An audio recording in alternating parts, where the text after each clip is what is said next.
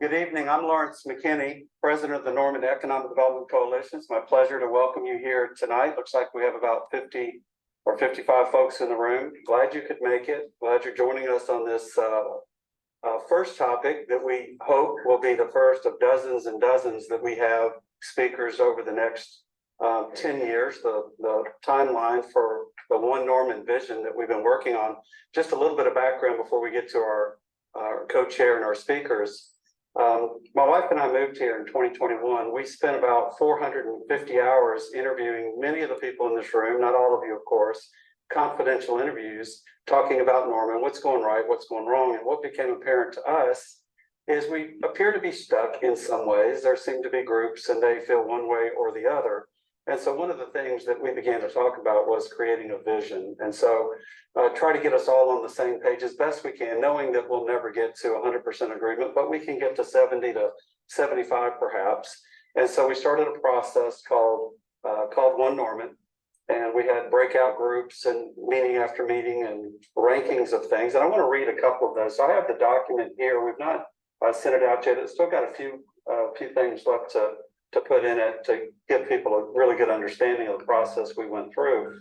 But civic IQ is something I've been writing about, or was writing about a year and a half ago in the local transcript. And what it really is it's about educating citizens. And I've often said the truth has many faces. So my perspective on housing affordability could be different than yours, and we could both be right. It just depends on the perspective and how we're looking at it. But in this document on civic IQ, I want to read a couple of things that stick out to me. First, civic IQ shifts the conversation and gets the community unstuck. This is the first step towards creating a vibrant community. Civic education gets us talking about what a great community we already are, why we deserve to get better, and how we're going to do it. It brings a lot of people together to hear the same ideas at the same time. That's really important, that we're all using the same language. There's great power in educating a group all at one time under one roof, like we're doing tonight. It creates a common language that allows us to communicate and make connections.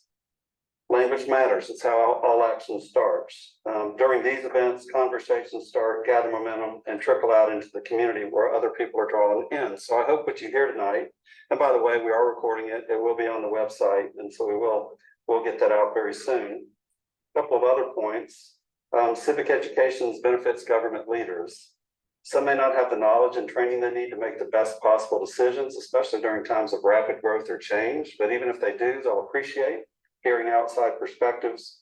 And most government leaders value the strong citizen-led initiatives that come from civic education. And finally, it makes citizens savvier voters. When people know what the issues are, they're more likely to choose smart elected officials who have a good understanding of the problems in the community and create creative ideas on how to solve them. A big part of civic education is teaching people how government works, how to advocate, and how to ask the right questions. There's a lot that goes into civic education. There's no shortcuts. It's hard work. Community building is hard work. But as we went through the process this past year of creating One Norman, picking a very diverse steering committee and a very diverse task force, we came up with 6 foundational areas. And a couple of the points I want to read to you, just a few. Under private sector leadership, goal number 3 is Norman will create programming and foster collaboration that enhances communication and elevates the civic IQ of all residents and voters, thereby building trust. And number 4, right after that, is Norman will have collaborative public-private partnerships to create diverse, affordable housing types. So that's under the private sector leadership. That's a good place for it to be because government doesn't build affordable housing. They can incentivize it and we can make some things happen through zoning, but ultimately it's builders and developers that build the affordable housing. Under quality of life, I want to point out two goals. In the little brochure you have tonight, number 6 says Norman will have an affordable and available variety of housing options for all, including the unhoused. But number 1 under quality of life is Norman will have walkable, safe, green neighborhoods, mixed-use sustainable development, and affordable housing for all levels of income. So in 2 places under quality of life, affordable housing comes up. And then the last one I want to read you is under government. Number 5, community goals. Norman will increase civic engagement and civic IQ using multiple means, including social media, to educate the public and communicate plans. So again, while this is the first, we hope we'll have to start one a quarter. Based on what's in here, I think transportation, probably homelessness, those will probably be hot topics in the next couple of quarters. But it's really just about educating the public as best we can so that we can come together and we can talk it through. So with that, I'm going to introduce our co-chairs. So we actually have two co-chairs. David Nimmo happens to be in, I believe he's in Tulsa, if that's correct, at an affordable housing summit being put on by the Oklahoma Academy. Again, they're the ones who facilitated our One Norman Vision process, and it's a three-day event. So I think in our state and in our community, a lot of this is coming together at the same time. Our other co-chair is Matt Peacock, who's with us tonight. Matt is the owner and principal architect for Peacock Design. He's served in that role since 2015. He's a graduate of the University of Oklahoma with a bachelor's in architecture and minor in philosophy. He's an alumni of Leadership Oklahoma, Leadership Oklahoma City, Leadership Norman, the Nature Conservancy's Leadership Academy, and the Citizens Police Academy. Matt has served on the board of directors for many local nonprofits and has also been a planning commissioner for the city of Norman. He's currently the Ward 8 Norman City Council member and Mayor Pro Tem, and is seeking election in Ward 2 in the upcoming municipal races. Please join me in welcoming Matt Peacock.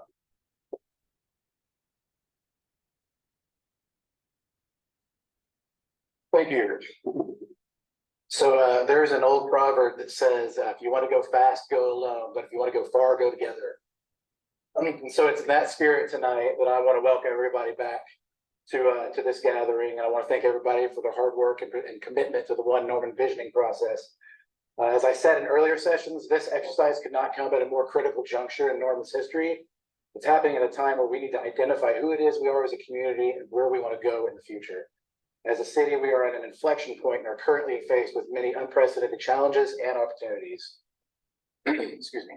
And I, for one, saw this visioning effort as a vehicle for the citizens to coalesce around some common ground and some common sense objectives. There were hard conversations had about difficult subjects, and many times there was an agreement around what these priorities should be. However, I feel that these discussions were still very fruitful and resulted in many people with opposing viewpoints engaging with others that they would not likely find themselves doing. I'll also acknowledge there were things in the draft vision that caused some disagreement among participants, myself being one of them. But at the end, I had to tell myself that this vision wasn't about making Matt Peacock happy, and I shouldn't make those items any less valid for the people that did identify them as priorities. Good compromise is about all sides feeling like they give something up, and I think this vision really does accomplish that. Is it perfect? No, but our community isn't a monolith either, and its collective vision should reflect that diversity. What there was consensus around, though, was that everybody was in this process for Norman. We were all pulling on the same rope, committed in the same direction, knowing that only together can we make the city the best it can be. I also saw in very concrete terms that there was common ground around a variety of issues, namely the one that we're here to talk about tonight, and how critical that foundation was to our success. So with that, I'm going to get to the substance of tonight's event, and without further ado, welcome Shane Phillips. Shane Phillips is a researcher and consultant on housing affordability. He manages the housing initiative within UCLA Lewis Center for Regional Policy Studies, focusing on research, policy analysis, and education. And he co-hosts the UCLA Housing Voice Podcast, a biweekly show that translates emerging research for a non-academic audience. He's the author of The Affordable City, published in 2020, which advocates for prioritizing supply, stability, and subsidies, and offers more than 50 strategies for improving and maintaining affordability. Shane has presented to the audiences across the U.S. and abroad, written for major publications, including the Los Angeles Times and Atlantic, and worked with public and private sector stakeholders on context-sensitive housing solutions for their communities. Originally hailing from Seattle, Shane earned his bachelor's degree in biochemistry from the University of Washington and master's degree in public administration and urban planning from USC. So without further ado, please help me in welcoming Shane Phillips to the stage.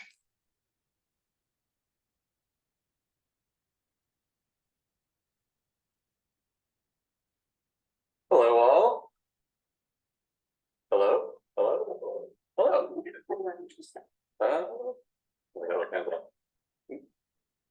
Good. That's good.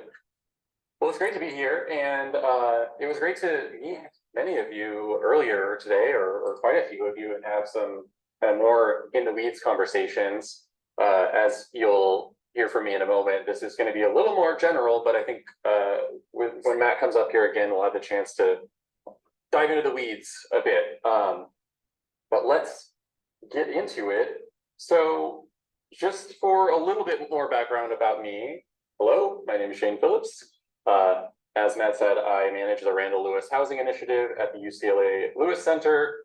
I am not going to tell you to do things that Los Angeles has done, just like heads up, don't worry about it. That's not what I'm here to do. I'm going to get into that a little bit further here. But my research really focuses on, and the research I do with many others, on how reform of various kinds can improve housing affordability, stability, and quality, and how it can also support a range of other goals, including economic productivity, creation of good jobs, efficient and affordable transportation, environmental protection, healthy communities, and on and on and on. A few years ago, I wrote The Affordable City, and I organized it around these themes of supply, stability, and subsidy, which is kind of going to be a theme of this talk as well. So housing drew me in as a field of study and advocacy for a variety of reasons. One is just that it's so fundamental to our success, both as individuals and as communities. I think it's, that shows in how it was highlighted in the one Norman process. And it also interests me because it's complex. It's really challenging and interesting. It's a really interesting field to work in. My views are very much shaped by my own personal experience. I moved out when I was 16, didn't graduate high school, spent a lot of my late teens and early 20s dealing with pretty bad poverty and housing insecurity. And so, a big focus of my work now, much later, after coming back from not graduating high school, is taking what is known in academia and sharing it in ways that are usable and accessible to policymakers, practitioners, advocates, anyone who's interested in making a difference and being involved in this stuff.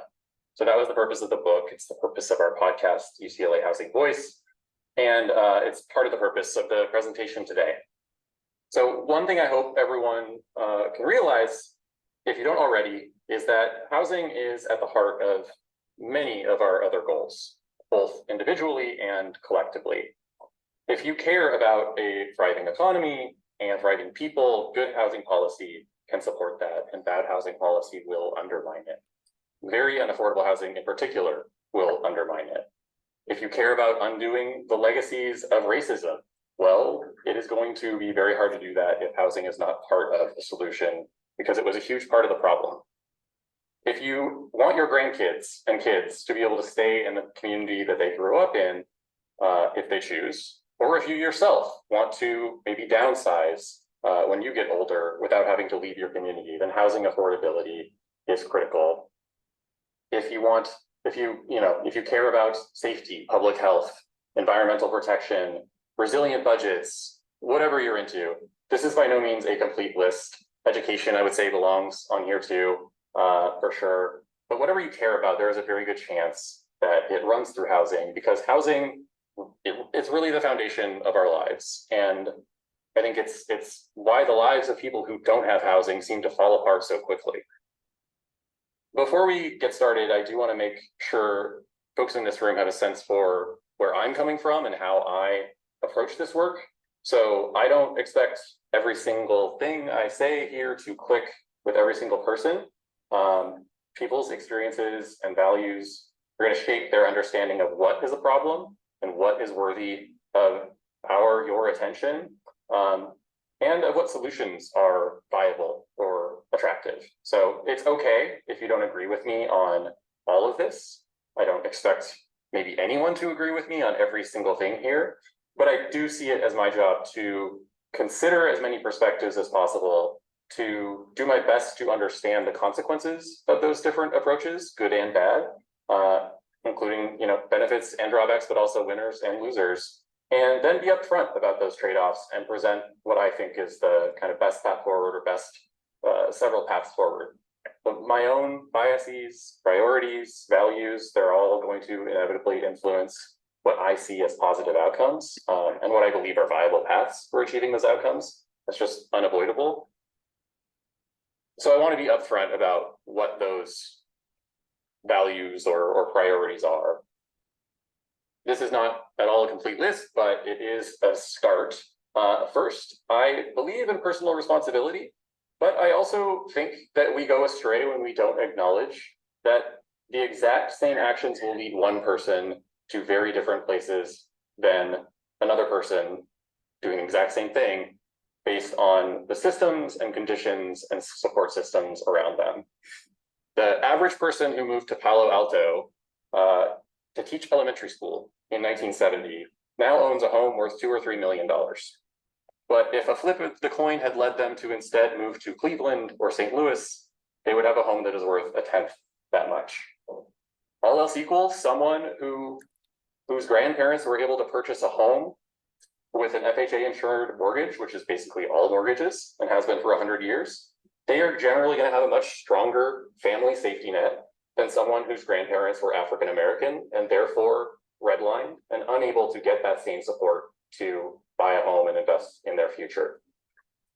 On that note, I believe we owe particular attention and concern to how our policies affect members of historically marginalized groups and people with more limited resources generally. Sometimes that means prioritizing these groups explicitly, even if it means some additional burdens on people who have more.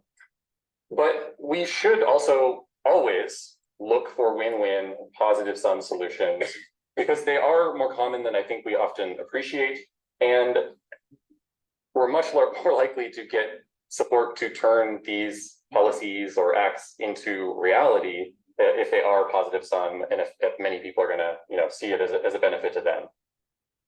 Just a few more here. So I think there's an important role for government and for private markets, and that the best outcomes almost always involve at least a little bit of both. I believe that choices are good and that people's needs and preferences change throughout their lives. And in housing, that means making sure that there are abundant options for people who want more or less suburban, urban, rural lifestyles, the whole range. There's a million choices even within each of those categories. And finally, I believe that most people are good and they are well-meaning and they act rationally according to the constraints and incentives before them, even if that rationality is not obvious to us from the outside. Downstream of that is my belief that most people are open to new ideas and open to changing their mind. And like anything else, that process begins with trust. So I like to think these are pretty common sense views for the most part. And if we had the chance to sit down and talk about them, I bet I could get just about everyone here to agree on at least 80% or so. But I wanted to be upfront about this, especially coming from a very different part of the country, and hopefully kind of illustrate that maybe we have more in common than you might have assumed. I was told that a quick primer on affordable housing might be helpful. And I think an obvious place to start is just like, what do we mean by that term, affordable housing? When this term is used in professional and academic circles, it's almost always referring to what you might call capital A affordable housing, which is usually subsidized, restricted to households based on their income, and priced at levels that don't break the bank for those households specifically. I think the average person hears affordable housing and they just think housing people can afford, housing that is within reach. And that's mostly how I think about it too. Capital A affordable housing is a very important source of affordability for many families and individuals, but it is not the only or even the primary source of housing that people can afford, even low-income people. And part of why things have been getting worse for even for so many families is I think we've lost sight of that reality, and we've kind of lost sight of the bigger picture. So subsidies are one important source of affordability, but so is design and size and density, location, age, condition. All of these things factor into the affordability of housing too. I think it's maybe worth doing a little bit of myth busting about that capital A affordable housing. First is just to be clear, like what subsidized affordable housing looks like, and it runs the gamut, but by and large, especially newer housing is pretty nice. The one building I could find in Norman that was built in the last 5 years or so using the low income housing tax credit, which is the main source of subsidized affordable housing in this country, is a senior housing development pictured here called Bocage, B-O-C-A-G-E. Bocage, there we go, Bocage Apartments. This is not, if you're imagining the projects, this is not that. I think it looks perfectly nice. And in many cases, for reasons we don't need to get into, these affordable housing buildings are often nicer than the surrounding buildings. They're kind of forced to do so. Again, I was actually the only one I could find in Norman built in recent years, at least in the LIHTC database that the federal government keeps. There might be others. But I pulled a couple from Tulsa and Oklahoma City just to give a sense of the range of what affordable housing is and looks like. The buildings on the left are single story, I think duplexes, maybe fourplexes, and that's in Tulsa. And then one on the right is kind of more of a urban apartment style, and this is in Oklahoma City. In both cases, I think pretty nice looking, certainly not low quality housing. In terms of who lives in affordable housing, it really depends on who it's built for, because it can be built for people earning anywhere from 30% to 100% of your area's median income. I'm going to apologize for throwing some numbers at you all here, but it's my love language. So median family income in Oklahoma City Metro, which includes Norman, is $86,000 at last count. So to qualify for a 60% AMI unit, so your income is 60% of that, you have to have an income below $51,300. $600. For bigger families, the number is slightly bigger. For smaller families, it's slightly smaller. But the key point about these units is that the rents cannot exceed 30% of that income level. So the highest allowable rent for a 60% AMI four-person household would be $1,290 a month. When we look at the price of housing in Norman, the rent for that low-income, likely three-bedroom unit is almost exactly the median rent in the city. So, every city has different needs, and I suspect Norman's are more actually at the studio and one bedroom level, which only represents about 14% of your housing stock total. And that's a real problem if you want to have housing choices and affordable housing choices for younger adults, for seniors, for recently divorced people, those kinds of populations, which are much more than 14% of your population. We can come back to all this, but I just kind of wanted to give a little bit of an overview, a little bit of myth busting on all of this. And again, we can dive in further with questions if this is where people want to focus. But next, I said I wanted to talk about where I'm from and what that means. So I imagine many of you are wondering why you have someone from Los Angeles in Norman, Oklahoma, to talk about housing affordability of all things. You will not be surprised to learn that things are much worse where I am from than where you are.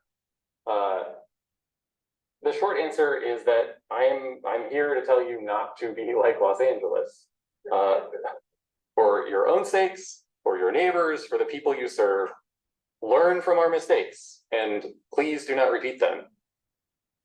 My longer answer, and more seriously, is that even though LA's problems may or do seem very distant, they are closer than you think. The median home price in Los Angeles is over $900,000. That is down from almost $1 million last year. With interest rates where they are today, you have to make over $200,000 to afford the median home, not even a nice home, just the regular average home. Home prices are nearly 4 times in LA what they are here. And so in that sense, we are, of course, very different places. But on the other hand, when I look at and study and visit cities across the country, I see almost every place doing exactly what got California and Los Angeles and places like it into the trouble that they're in today. Los Angeles experienced a lot of demand, and its response was to bury its head in the sand and hope that if it didn't plan for more people, then they just wouldn't arrive. That turned out not to work. It has never worked anywhere, and it will never work. It just doesn't work that way. Not in a country where people are free to move where they like. The result in Los Angeles is $1 million homes. It's 46,000 homeless people. We struggle to hold on to businesses that have any kind of choice about locating elsewhere if you're not like a local service-based economy or part of the entertainment industry or kind of very localized things. A huge share of our budget now for the government at the local and state level goes toward solving housing problems that we created for ourselves. It's money that could be doing like making our lives better, not, you know, fixing these problems that we shouldn't have in the first place. So don't be like us. I just want to like really emphasize the policies here are not that different. All that is different is the demand. And as demand grows here, you are headed down exactly that same path. It may take 3 decades, it may take 5 decades, but you're on that path. So with that in mind, I want to share a quote that I'm sure, well, that too. Many of you probably heard this before. I hope inspired a little bit of urgency, aside from telling you that $900,000 homes are in your not too, maybe a little bit distant future. But the quote is, the best time to plant a tree was 20 years ago. The second best time is now. And, you know, California is very far down this road. Norman is still fairly affordable. If you do the work now, you can keep it that way. If you wait until prices are $500,000 or $700,000, you can't really go back. You can maybe slow things down, but you can't go back, short of economic collapse, which no one wants. So count your blessings that you're not so far gone and start planting. Right. With all that out of the way, I said we'd be talking about the book. I don't think we need to cover the details again, but I do want to make the point that in my experience, working on this stuff, coming up with lots of policies that I think are really smart and thoughtful and context sensitive, doesn't really make much difference because housing affordability, housing policy is not a technical problem. It is a political one. It is not difficult to find smart ideas on how to improve housing affordability. The problem is not that we don't know what to do. It's convincing everyone else that the things we know will work are things that are worth doing. I think more importantly, we need to find ways to convince people and you know, we have to actually make sure this is true, that people will benefit from the change that we are proposing rather than be harmed by it. That's why I focus on priorities in these kinds of talks. Priorities communicate our values, and our values can guide the policy making when we get there. But really importantly, values are the starting point for building coalitions that turn these ideas into real world results. And it's those coalitions that are the hardest thing to build, and they're the most important thing for actually making any kind of change. So my framework for thinking about these things, these housing priorities, is what I call the 3 S's: supply, stability, subsidy. The rest of this presentation is going to be about what those 3 S's are, how each of them relates to and complements and sometimes undermines the others, and then what this all means for those partnerships and coalitions that I mentioned. So first, supply just means building enough housing to meet current and future needs. So not just to accommodate population growth, which is of course important, but also demographic shifts like an aging population, shrinking household sizes, long-term economic shifts as you know the way we work shifts to more hybrid and remote, environmental goals, mobility goals, whatever you care about. Our lives and our populations are not static, and our housing stock really cannot be either. Stability means protecting vulnerable communities and households, whether that vulnerability stems from low or volatile incomes and jobs, legacies, or modern incarnations of racism, larger economic forces that are outside of our individual or regional or even national control, or really any other source. Stability, I think it's really important to say, is not about stasis. It's about providing some measure of security and predictability for folks. It does not mean freezing things in amber. But stability is especially important for renters, and I want to be clear about that, because the median renter has half the income of the median homeowner and a tenth of the wealth, and renters are just much more vulnerable to displacement. They live much more precarious lives, all else equal. And that's not inevitable, it is a policy choice that we make. Subsidy, last one here, means public funding to meet specific housing needs. So you really cannot have a successful overall approach to housing if you're not willing to spend some public resources on it. Too many people will be left behind, and the indirect and long-term cost of failing to meet those needs will often be higher than if you just addressed them in the first place, to say nothing of the human misery that is allowed along the way. The fact is, markets do a great deal of good, but they fall short, and they don't serve everyone. The exact same thing is true of government intervention. You just have to use the right tool for the job and recognize which tool is the right one for the job. Subsidies ultimately help fill gaps where markets and regulation fall short, and they will fall short, no matter how well designed a policy might be. But the underlying message of all this is that different people and different communities have different needs. Those needs are valid, but they require different kinds of solutions. And we're not going to get very far by pouring all of our efforts into supply alone, or stability alone, or subsidy alone. We have to tackle all of them. For example, a couple examples. You can be a YIMBY, yes, in my backyard, pro-housing, let's build more housing. That's perfectly valid, great way to invest your time. But it's important, if that is you, that you at least understand the value of tenant protections, or why other people value them, and why a working class renter might be concerned about a surge of development coming to their neighborhood, especially if they live in a segregated community where outside investment has historically been associated with displacement, expropriation, sometimes violence. Like, these are the realities that people, and the histories people are living with.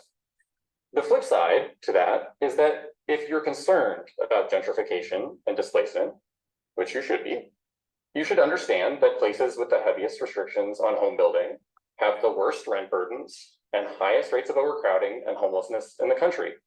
And the places that build the most of it market rate without subsidies, usually perform best on those metrics, despite usually also spending less on public subsidies and having worse tenant protections. We can usually look past these trade-offs and costs and unintended consequences for the things, the policies, the programs we personally are passionate about, but then we fixate on them, on those downsides for other policies, the things that maybe just aren't our thing, not the thing we're most interested in. No approach is perfect or is going to offer a complete solution to these challenges. We ultimately just have to find ways to look more critically at our own priorities and be more open-minded about other people's, because again, people have good reasons for thinking the things and being concerned about the things that they are, even if we can't totally understand it from the outside. We don't always have to agree, but it is important to understand and sometimes even to compromise. So let's spend a little time on each of these three S's. Start with supply, which, as I said, is ultimately about building more homes. A mismatch between housing supply and housing demand is the root cause of high and rising housing prices in most US cities, certainly the ones that are growing, that have a lot of demand. Fundamentally, making housing supply a priority is about acknowledging we live in a world of physical and economic constraints. We can't just wish these away. First, we have the physical constraint that a growing, aging, changing population requires a growing and changing stock of homes. We simply need the space, the physical space. The United States does have a real inequality problem, and that extends to housing, to be clear. but you cannot redistribute your way out of a shortage. With housing, we have a distribution problem and a shortage problem, a scarcity problem, and we have to have solutions in place for both. Traditionally, taxes and subsidies are how we address distributional issues, but to reduce scarcity, you have to actually build stuff. There is no way around that. There's the related economic constraint to reality that when housing is scarce, homeowners and landlords gain a lot of leverage over renters and home buyers. On the homeowner side, and this is going to get me in some trouble, but I'm going to say it. We say that owning a home builds wealth, and I take a little bit of exception to that word building. To the extent that you are paying off your mortgage, yes, I think that is fair to say that's building wealth. And a great thing about homeownership is you are paying off your own mortgage rather than someone else's. I am a homeowner myself, so I really do get it. I get the appeal. It's great. But the overwhelming majority of housing wealth that has been created in this country, over 80% comes from appreciation. And appreciation is ultimately community generated. It's appreciation of the land. Houses don't appreciate in value. They're just a structure. Really no different than a car in that regard. It's the land that appreciates, and land value is community generated. So as people start businesses, as people move here, as public investments are made, the land becomes more valuable. And it's, ultimately that wealth is transferred to property owners in the form of higher rents and home prices. It's just moving from one group to another. It's not creating wealth per se. I think it's a little kind of darkly ironic that home values go up most in places that build the least. So housing wealth is largely built by not building housing. There's something wrong with that. It only works because we can stick future generations with the bill for this. And that's what we have been doing. Every generation is paying a larger share of their income on rent. And at a certain point, that can't keep happening. I want to be clear, not trying to call anyone out here. Again, I'm a homeowner myself. That transfer is not a deliberate act on the part of the folks here or anywhere else. So this isn't about assigning blame, but it is a reality that we need to grapple with. Housing can be an incredible wealth builder, or it can be affordable, but in the long run, it cannot be both at the same time. Ultimately, we have to choose. And I think if we care about future generations and the future of our communities and country, then we need to choose affordability.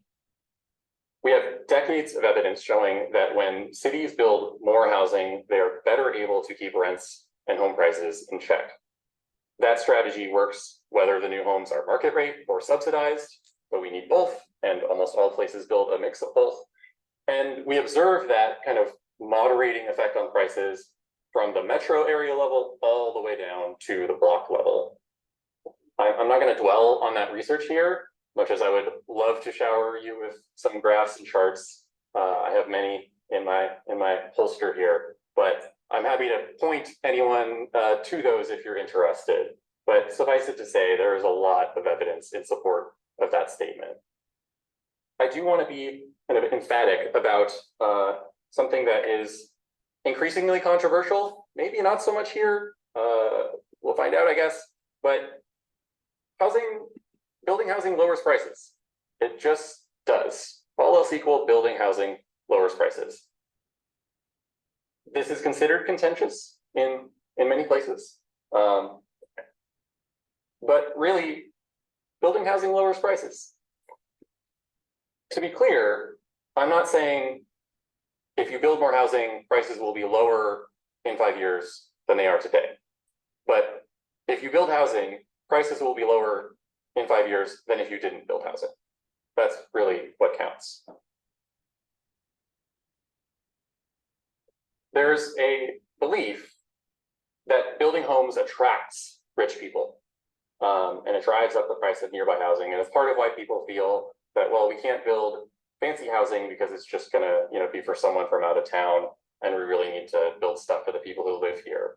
And I 100% understand that sentiment and where it comes from, and kind of the well-meaning nature, but it is by and large wrong. Again, this is very much supported by reams of evidence across the country.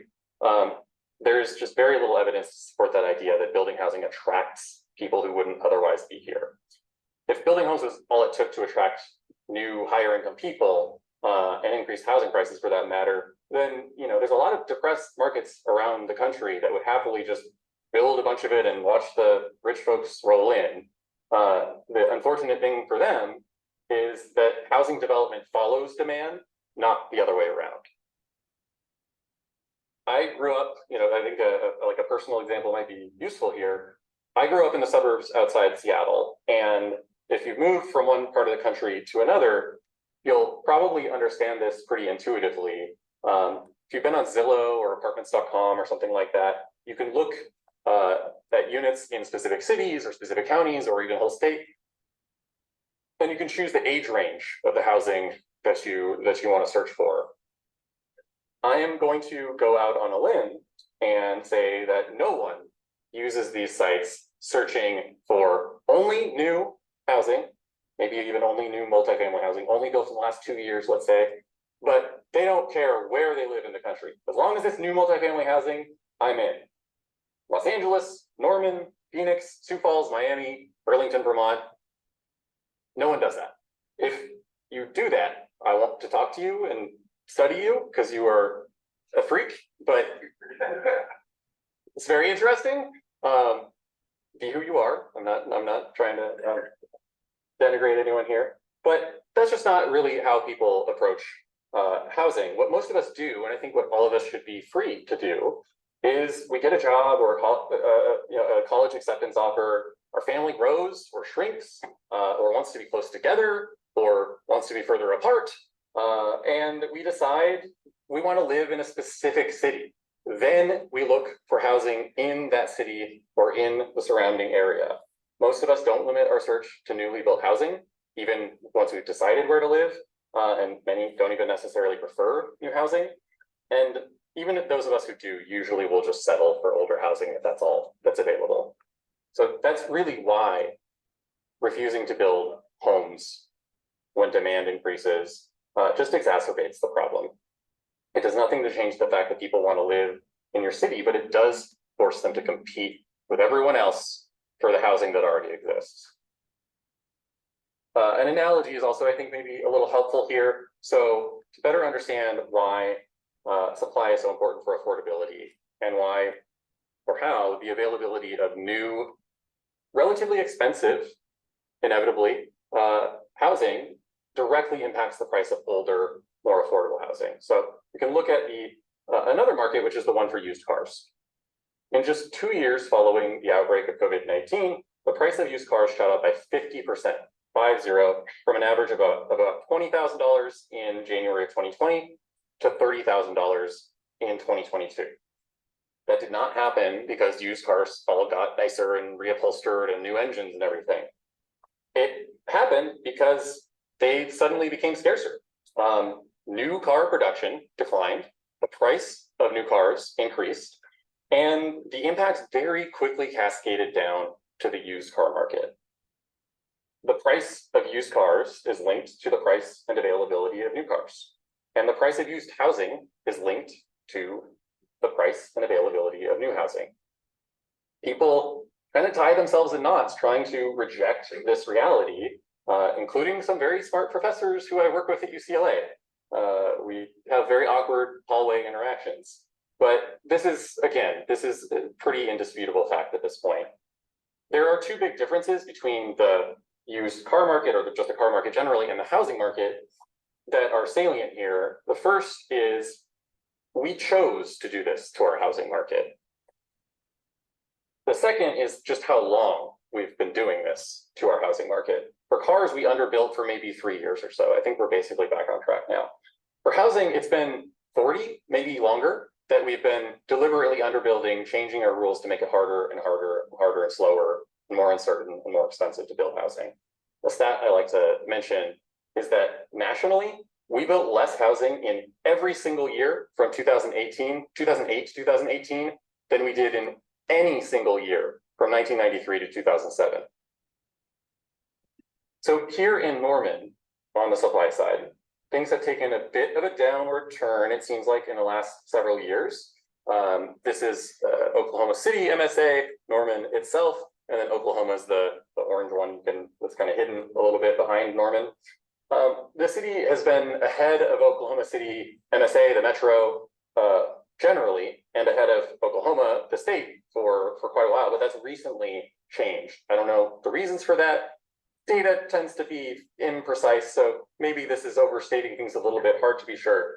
But looking at other metro areas in the region, it's a pretty similar story. So Wichita is pretty low, Tulsa's a bit better. Dallas, I think, unsurprisingly, is consistently ahead by a pretty wide margin.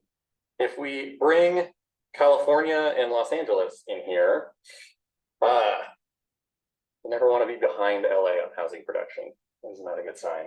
This is per capita, to be clear. We are building 15 or so thousand units a year, but in a city with 15 million or 1.5 million homes. So, you know, to be fair, LA has picked up the pace a bit here in recent years. We've been doing more. A lot of that is actually because the state has forced us to, and God bless them, because we really needed it. But even those last few years are frankly far short of what we really need. Norman almost certainly does not need as much housing as LA, even adjusted for its size, but you also do not want to fall into the doldrums like Los Angeles and many California cities did for decades. That sad line on the chart, the little orange one down there, that is why we have $900,000 median price homes. That's the long and the short of the story. One of the reasons I feel really strongly about the supply side, and why I'm kind of focusing more on it here, is that it's just not a burden we have to bear. It's more than that. It's also an opportunity to build a better future, a better city, a better community, and we're just passing it up. We focus so much on the burdens that come with growth, and they are real, and they are inequitably distributed. But growth is how we got all the things and places that we value today. So the idea that we couldn't do better and share that with more people, I think, is just a really like poverty kind of mindset. Like it's sad to me we don't have more vision. If you live in a place that is in high demand, then you have options. You can harness that demand, you can turn it into something positive. Your kids want to stay here.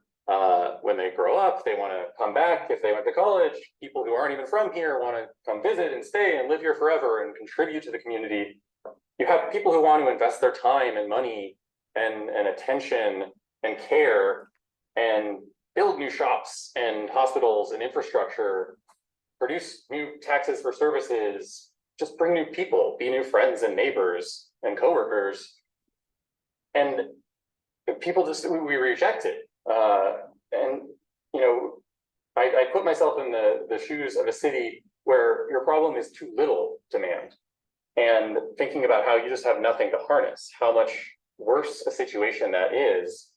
There are just thousands of cities and towns across the US that would kill to have their biggest problem be, wow, a lot of people want to live here and we need to actually build them some housing. That's,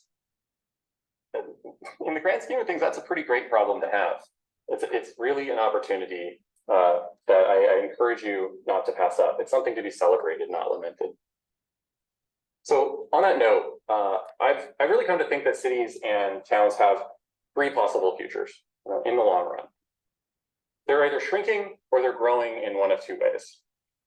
So if you're in demand, as I said, kind of with the Los Angeles example, growth is inevitable, but it can take different forms depending on how you respond. So the first possibility is you grow your housing stock. The second is you grow your housing prices. You can build more homes and kind of dilute the competition for each home on the market, or you can not build homes and force people into a cruel game of musical chairs where the people with the fewest resources have nowhere to go when the music stops. That's how we end up with more of our money going to housing every year, overcrowding, super commuting, homelessness. The third option is really just for places that people don't want to move to, they don't want to stay in. And these places are either stagnating or they're in decline. I don't think anyone here wants to achieve affordability or maintain affordability by making sure Norman does not get too good, or maybe it even gets a little worse just to keep prices in check. I don't think that's anyone's ambition here. And I don't think number two is all that appealing either, when we consider that those higher prices are ultimately borne by every renter and every future home buyer. I think we really just have to work toward that first option, building homes and accepting and managing the change that comes with it. Another way of thinking this or putting this is you can have a city that is appealing, affordable, and unchanging, but you can only pick two. If it's appealing and unchanging, it is not going to be affordable, just period. You can think of places, may not be your cup of tea, but the San Franciscos and New Yorks of the world. They draw a lot of people and they build very little housing, especially considering how much people want to live there. If your city or town is unchanging and affordable, there's a pretty good sign that it is not that appealing. A lot of the Rust Belt is dealing with this and has been for several decades. And if your city is appealing and still affordable, then change is coming. People are coming. You can plan for that change or not, but the change is on its way. So as I said earlier, I don't focus much on policies here in these presentations because it is not some hidden knowledge. We need to allow for more, moderate and higher density housing. We have to change our density, floor area, height, minimum lot size, setback rules. We don't have to do it everywhere. We're not forcing anyone to move into these homes, but we need to make it at least legal to do in some places, and it mostly is not right now. In a place like Norman, you are not so far gone that you immediately need to allow 10-unit apartment or condo buildings on every parcel all across the city. Los Angeles probably does. We are at that point where anything short of that is probably just not going to cut it. But single family everything, detached house everything, very quickly reaches its limits. Fundamentally, we have to allow a wider range of housing types, which means not just zoning reform, but building code reform and other things like that. We have to get rid of parking mandates or at least lower them. We have to minimize impact fees. We just need less discretion in our individual project approvals and to invest a lot more time and resources into the community planning process that engages many more people and is really about the vision for the whole neighborhood or city rather than just, I don't like the cornice on that building. So like I said, these are not mysterious recommendations. My book offers a lot of guidance on how to approach these and many other policies. But really, the challenge is not coming up with policy ideas. It's convincing people that the things we know will work are things that are worth doing.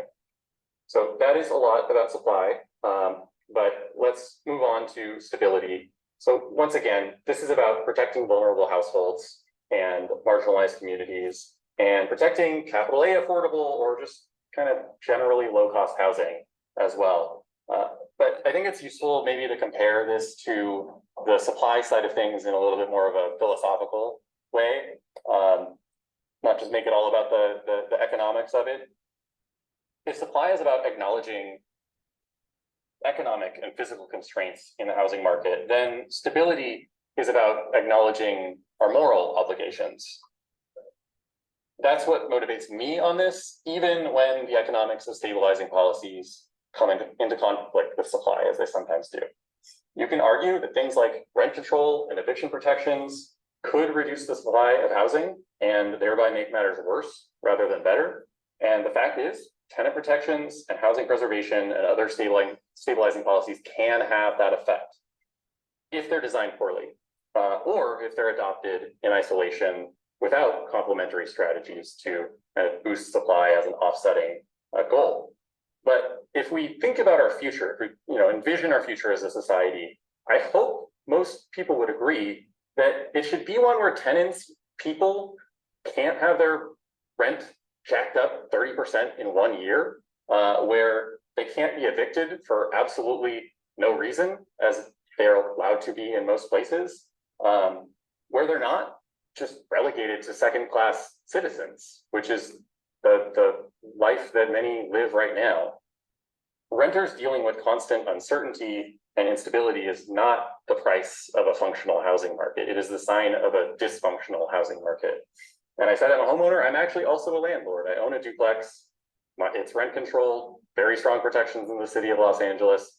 Let me tell you, I'm doing just fine. These are compatible goals, it is possible. I think, it's not fully appreciated that most renters don't know for sure if they'll be living in the same home 2 years from now, even if they really want to. They don't know if they'll be paying the same amount in rent or double or anywhere in between. And I just don't think people appreciate the psychic cost of that in addition to the financial cost.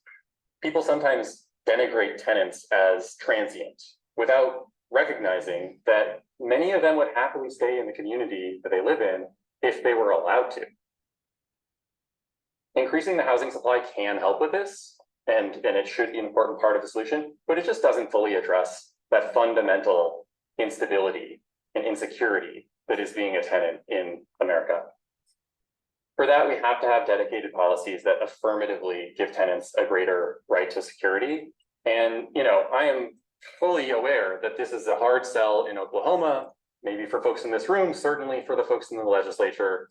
But I do think it's important that, this vision be stated clearly, and that, even if it's not possible now, we hold on to it, because I just don't think it's right that, tenants have to just not be full members of society just because of how they pay for their housing. There's more to a quality life than just low rents, and the security of knowing that you're going to be able to stay where you are is a big part of that.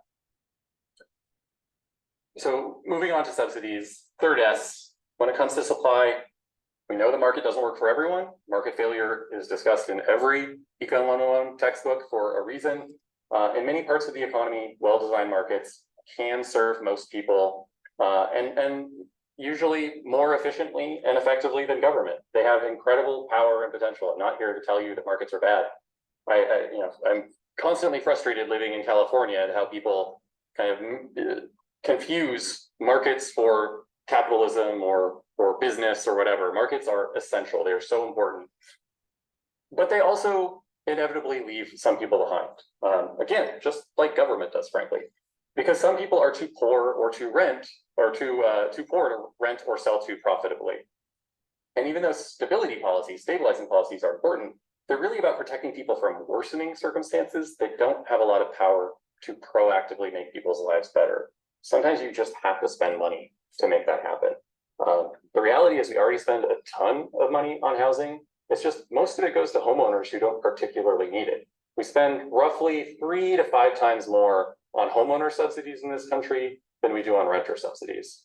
Every homeowner is eligible for mortgage interest tax deduction if their income is high enough, for capital gains exemption on the first $250,000 or $500,000 in profit on the sale of their home. Not every renter is eligible for or receives rent assistance. Of the millions of renters who are eligible, only about 25% actually receive any, because those homeowner subsidies are an entitlement and rent assistance is not. So I think, there's no question that we would have much less poverty, housing instability, and homelessness in this country if that 3 or 4 or 5 to 1 ratio was flipped in favor of renters. Again, this is something that cities don't have a lot of control over. Oklahoma may not be super supportive of in the near term, but in lieu of federal action or even state action, more and more cities are stepping up around the country. And based on the limited use of I've forgotten to skip these things for a few times. Based on the limited use of the low-income housing tax credit here in Norman, I wonder if maybe some dollars are being left on the table from the federal government that are just, in effect being wasted. So almost more than making the arguments for each of the three S's individually, I want to emphasize that the relationships between them are really important and how they reinforce each other's shortcomings where they exist. I've learned over the past few years that when people read or hear about these three S's, they're kind of tempted to take a partial approach. You know, they'll like the arguments in favor of supply, but not so much stability, or, you know, they'll, or vice versa. Or they'll like the idea of more subsidies for affordable housing development, but not really be very supportive of market rate, unsubsidized housing development. And so they'll pick one or two of these priorities or some of the policies within them, and they'll just kind of throw away the rest. And if you do that, I think you're kind of missing the point. I think that if you were considering the supply, stability, and subsidy, then I think it's good to think of it as like a three-legged stool for affordability and for affordable communities. Something that is sturdy and resilient when all the legs are in place. But if you remove any one, the whole thing really just topples right over. Supply without stability can mean concentrated development that leads to concentrated displacement and disruption. And this has in many ways been our historical approach to redevelopment all around the US. And I think it's why so many people remain skeptical of infill development in the US because of their own connection or their family's connection to redevelopment efforts in the past. Supply without subsidy means that many poor or otherwise struggling households are still going to have too little income to afford even the lowest quality housing on the market. Stability without supply or without subsidy, again, I think it's important, but alone, it is just managed decline. It is not progress. Stability policies can treat, delay, or mitigate the symptoms of a dysfunctional housing market, and that is important and necessary work, but they are really just Band-Aids. They do not generally address the underlying causes on their own. Subsidy without supply is in many ways a recipe for endlessly increasing costs. This is kind of the story of Los Angeles, where after spending a few $1 billion on addressing homelessness over the past 6 years, we now have more unhoused residents than we started with. And the cost of building a roughly 500 square foot supportive housing unit has gone from $350,000 to $600,000 per unit. And finally, subsidy without stability will result in many people who are going to need assistance who might not have needed it otherwise, because people who lack security are more likely to rely on public assistance. I do want to be, very clear here, not to be misunderstood on subsidies. Just because subsidies are not enough by themselves does not mean they're not essential. My point about Los Angeles is that because we have failed to act particularly on supply, the number of people becoming homeless is actually increasing at a faster rate than the number of people that we are helping out of it. We would be in a much worse place if we hadn't invested those subsidies, because the number of people we were helping out wouldn't have increased. But it's become very clear that just throwing more money at the problem is never going to be enough on its own. And that's especially true if we are concerned about affordability for more than only the very poorest residents, which I think we should be. So that's my case for why all of these things are important, both together and separately. But to bring this all the way back around to politics again, supply, stability, and subsidy matter not just for how they can help improve people's lives, but also for the coalitions of folks like you, that they can help people build. It is difficult to make change, I think maybe especially on housing, in part because it is so central to people's lives. Everyone has an opinion on it, even if they haven't given it a lot of thought yet. There are not enough YIMBYs to end exclusionary zoning. There are not enough tenant advocates to enact rent stabilization. There are not enough affordable housing developers to advocate for more public subsidies, and on and on and on. There are not enough of these individual interest groups to accomplish anything by themselves. There are a lot of things that need to be done, and to Matt's point, we're not going to get them done alone. We have to be able to offer something for everyone, for people with a range of needs and interests and backgrounds. And we need a vision that is not just, penalizing people. It's not just telling them how you need to do this thing for the good of other people. It needs to be inclusive and hopeful, this vision. And that means finding a way for these priorities to coexist. So I want to close this out by talking about a recent coalition that got a lot done on housing just this year, which will likely pay dividends in the years to come. So I usually talk about Seattle as an example since I grew up in the area, but I think in a state where a Republican won the governorship by 15% or so, I should talk about a place that might feel a little closer to home, a little more spiritually aligned in some ways, and that place is Montana. And the laws that they passed this year that a lot of people are referring to as the Montana Miracle. So Montana made a bunch of housing reforms this year at the state level. I'm not going to dig into them here, except to highlight Senate Bill 382, which gives cities, it's just like, I've never seen a policy like this before, but I think it's so interesting and maybe something to learn from. It gives every city a list of 15 reforms that they can make, but it requires them to pick 5. So they can do things like allowing duplexes anywhere single family homes are allowed, or ADUs, accessory dwelling units, anywhere single family homes are allowed. They can remove parking requirements or just reduce them to 1 space per unit. They can eliminate impact fees or reduce them by 25%. They can eliminate minimum lot sizes or reduce them by 25%. And on and on. There's 15 of these things. They're all over the map. But one thing I really appreciate about this approach is it requires everyone to reform their policies and kind of row in the same direction, which is important, but it still leaves cities a lot of flexibility for how exactly they do it, what they want to do. It doesn't let them do nothing, but it gives them some agency in what this looks like for them. A colleague of mine who I've worked with in the past and actually been on our podcast, Emily Hamilton, she was involved in these Montana reforms, even though she lives in DC, and she wrote a summary of how it all came together. And I was kind of shocked to see the summary because it was almost exactly what I'd been saying about the Seattle reform process and why it had been so successful. The thing she highlighted boiled down to starting with a big tent in the coalition with a bunch of different perspectives represented on the committee that developed those recommendations, mandating a quick process so it didn't drag on forever and let people kind of get mired in the weeds. The process openly invited and incorporated dissent into the documents that were produced at the end of it. And this was not mentioned by Emily, but it is my own insight. There was I think a healthy bit of fear about where things were headed if they didn't take action. And some of you may be aware of how sharply prices increased in Montana during the pandemic in particular, just, doubling in prices over a 3-year period in some communities. One thing I love about this, maybe I shouldn't as a Californian, but they explicitly sold these reforms on a message of, we don't want California style zoning, we don't want to become California. And they have my blessing.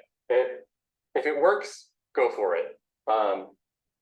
The message is going to depend on your community. If that works for you, please take it. Learn from Montana.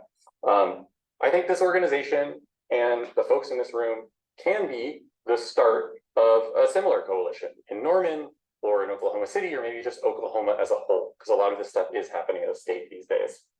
Change is necessary, and the reality is that change, it happens whether we plan for it or we want it or not. As I said earlier, you are either growing your housing stock and changing in that way, or you're growing your housing prices and all the consequences that come from that. So you all have the power to make those changes and make sure that they are positive, to actually direct them in the ways that you want to see. And so I really encourage you to be involved and to ask that question of, how do we build a better future, not if we should. So thank you so much for the invitation, and I'm looking forward to talking with Matt about some